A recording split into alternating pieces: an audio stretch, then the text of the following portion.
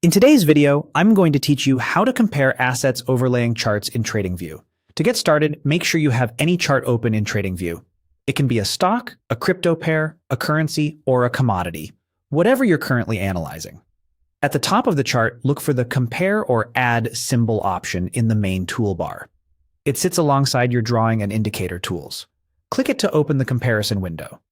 This is the gateway to placing another asset on top of or alongside your current chart so you can see how they behave relative to each other.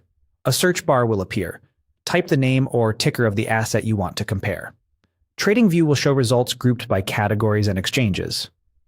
Take a moment to choose the correct symbol and the right market listing so you're comparing the exact instrument you care about. If you're not sure about the ticker, spelling out the asset name usually works fine, and you'll see common matches right away. Before you add it, hover over the result to reveal a small menu of placement options. You'll see three choices: same percent scale, new price scale, or new pane.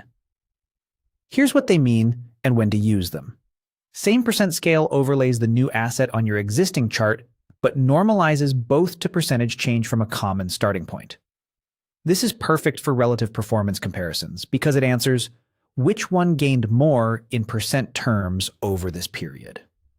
New price scale also overlays the asset on the same chart, but gives it its own price axis on the right.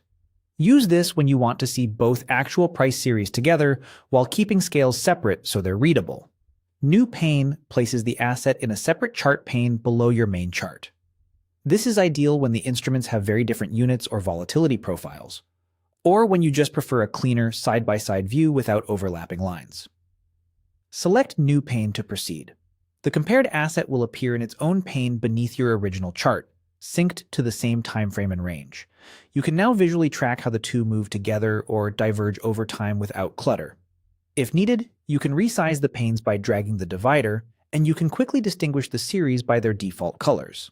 This layout is great for spotting correlations, divergences, and confirmation signals while keeping each asset's scale intuitive.